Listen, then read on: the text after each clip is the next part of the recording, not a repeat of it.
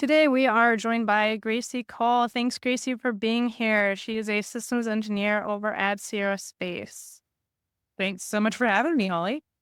First question is, what's an inflatable space habitat, and why is it the future of space living? Whoa, I love this question. At Sierra Space, we have a product line called the LIFE habitats, and LIFE stands for Large Integrated Flexible Environment. And they are expandable soft goods modules, essentially. They come in a variety of sizes. What I find especially compelling about these expandable modules is that you have the ability to launch so much habitable volume in just a single launch. The modules are packed down to be inside a single rocket fairing. And once they're on orbit, they can expand to 6 times size. So you get all that volume in just one launch. And I think it's that launch efficiency that I find extremely compelling. And I think is going to be a big part of why it's the future of space living. If you think about where we're going with space, not just low Earth orbit, but deep space transport, habitable volumes on the moon, on Mars, it's not just launch efficiency at that point, it's transport efficiency as well.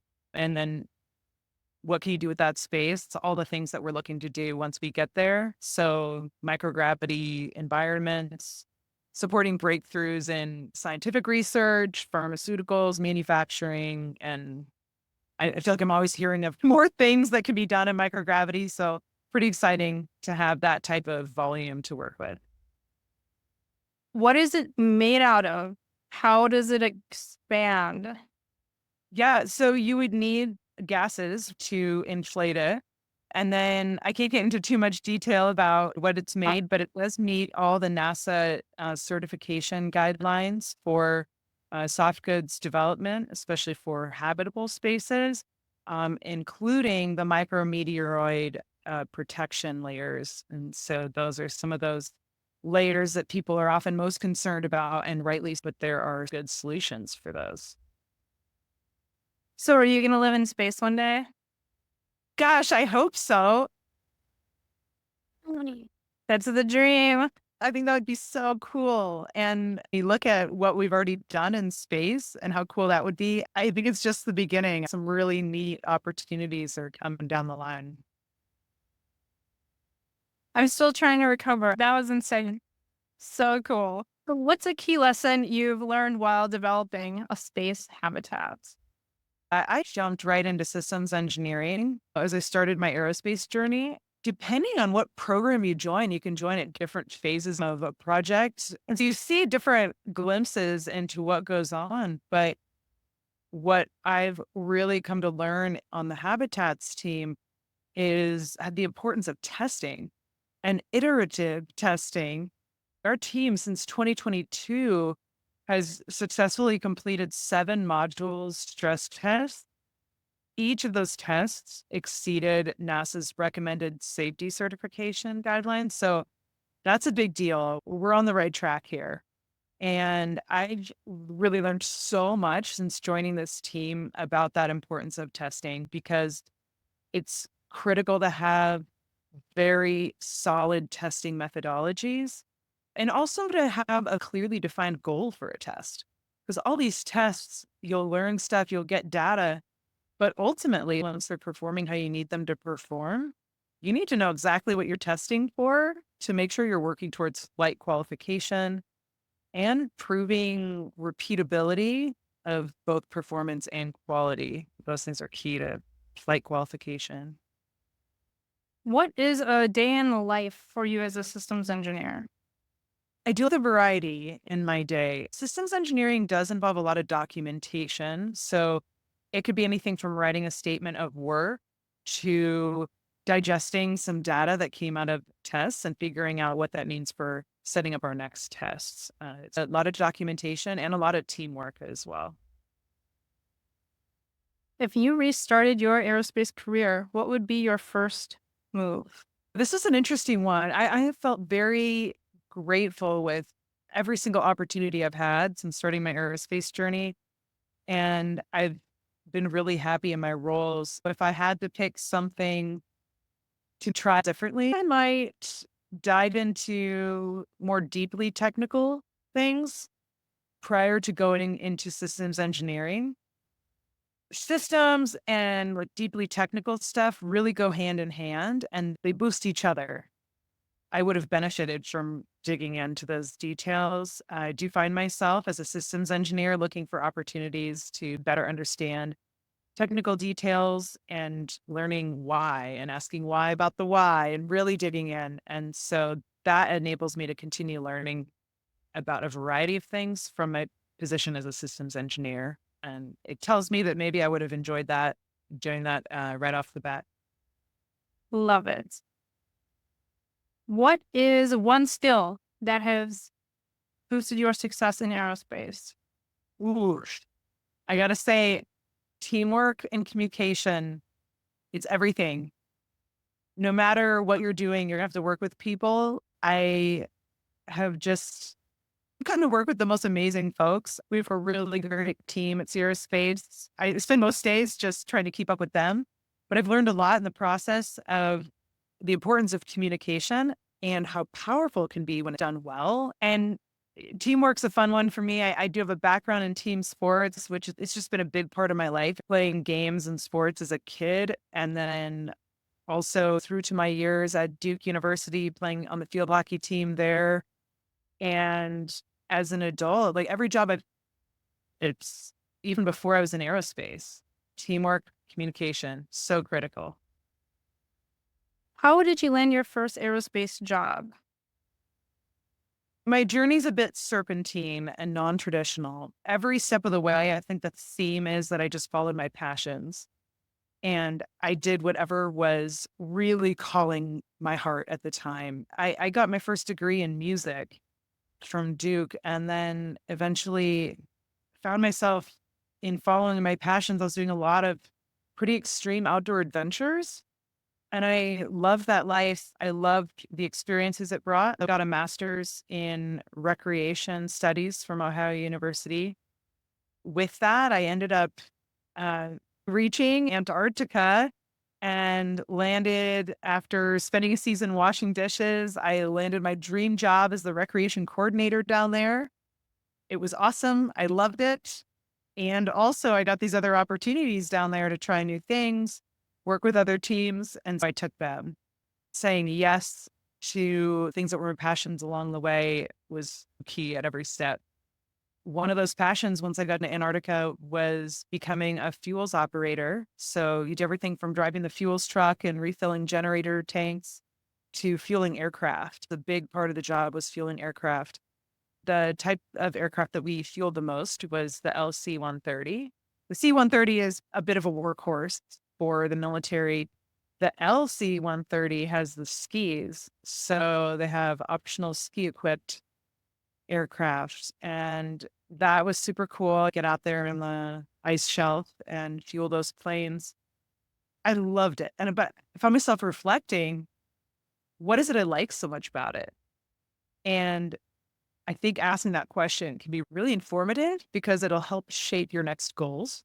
So for me, I realized that I was loving the fluid mechanics of it, setting up a fuel system and understanding how that pressure inside the hose that you can't see, how that's going to change because it's now 2 o'clock and the sun is in a different position and heating up the pipe. That was super cool to me. Troubleshooting diesel pumps when it's like -60 out. And so some of these things that I was just like, why do I like this so much? So I just started paying attention to that and reflecting on what should I do about that. And when I did go to school initially and got the music degree, I had started out in engineering and had some really heavy life stuff happen to me. And so I dropped engineering. Music fed my soul. At the time, I was just like, this is it. But I realized there was that engineering part of me that wasn't going away. I knew I had to get back into the kitchen, get it off the back burners. I did stop deploying to Antarctica after 8 seasons, including 3 long winter overs. As much as I loved working in fuels, I had to say goodbye to my fuels team and go back to school. That's when I became an engineer. So I was in my mid 30s, 33, when I went back to school to get my engineering degree. So it was very satisfying to get out of my comfort zone and do something that felt pretty scary. It's been one of the best decisions I've made. I've been really happy in this aerospace journey. When I was back in school, I told people, you don't go back to school in your mid 30s unless you mean business. So I came in with a focus that helped me take the steps necessary, whether it was extra resume reviews or networking, to connect to the folks at Sierra Nevada Corporation before Sierra Space branched off on its own. And wouldn't you know it, I got an internship working on what? Communication systems for C-130s. I did get more opportunities with Sierra to move over to the space sector and try that out. That had been a lifelong dream of mine. And I've been so grateful for that opportunity. I've gotten to work on a few different teams at Sierra Space and learn a lot about the different really awesome stuff that we're working on. And in the process, learn how to be a better teammate so that no matter what program I'm working on, I'm hoping to be a meaningful contributor.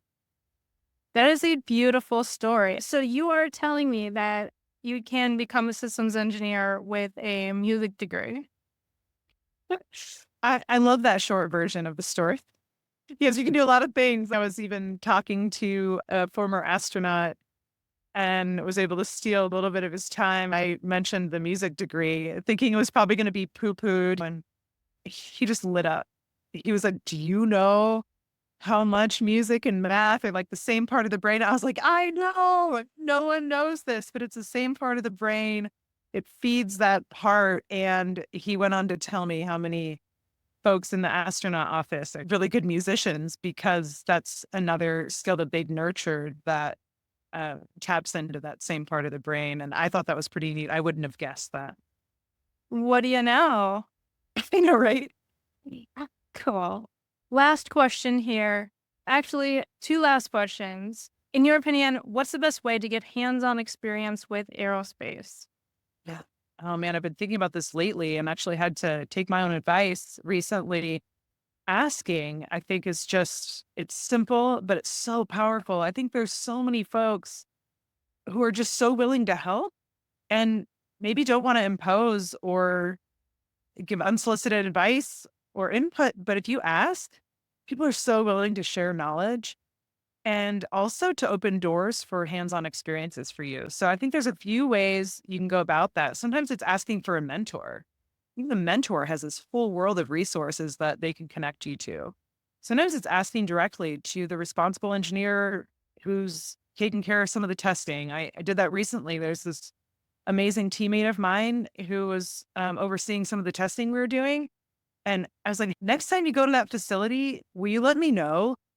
I hear about these machines we use. I've never seen them.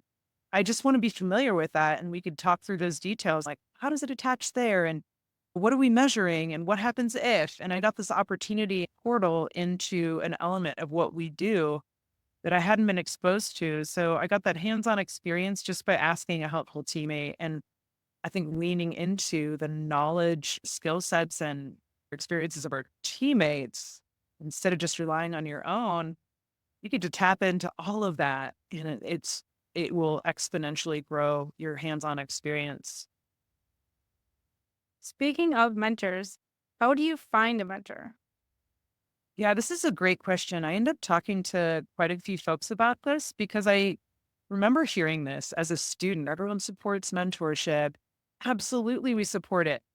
But what's the mechanism for making it happen? I found myself confused as to how that happens, partly because I didn't know what the industry culture was or expectation. I was like, are people just expecting me to ask that? Is that a standard question people just ask out of the blue? I've had a couple of different experiences with it, and I think it can happen a lot of ways. One good thing to remember, because it can be an awkward experience trying to seek that out. If it doesn't feel awkward to you, more power to you. I just know I felt awkward, and so I'm guessing there's some others that maybe did as well. But everyone you talk to who's looking out for others' interests and your development, they're going to agree that mentorship is really important. So keep that in the back of your head. They know that's an important thing for you to get. It won't be as out of the blue as it feels. So just take comfort in that. And then from there, there's a couple different ways I think that can be really effective. I like finding a mentor who embodies some of the character traits that I admire or I want to embody myself. I don't always go find a mentor that's in my direct chain of command. It can, I think, just read the situation. But I like getting an outside perspective from someone, maybe they're in my company. They could also be at another company. Maybe they're achieving things in their career path that you want to learn more about. Those are all opportunities with folks in those various roles. I've even had someone say, hey, this is something I might be able to help you with. If you would like, I could take on a mentor role for that set of goals that you have. It may have felt out of the blue to me, but it was so welcome. So that welcomeness, that openness to it goes both ways. I think it's really important to remember. And then and then from there, the mechanism is sometimes happens organically. Sometimes you don't need to formalize it. Maybe you just grab coffee with someone once every couple weeks and pick their brain or vent or ask advice. And other times it may stir you to formalize it. I've had two more formal mentorship scenarios and they've been highly beneficial. And then I also meet with folks regularly for coffee and it serves that purpose as well. So I think it's okay for it to take a few different shapes and take a few paths to get there. And I think having a few mentors can be very beneficial as well for those varied perspectives.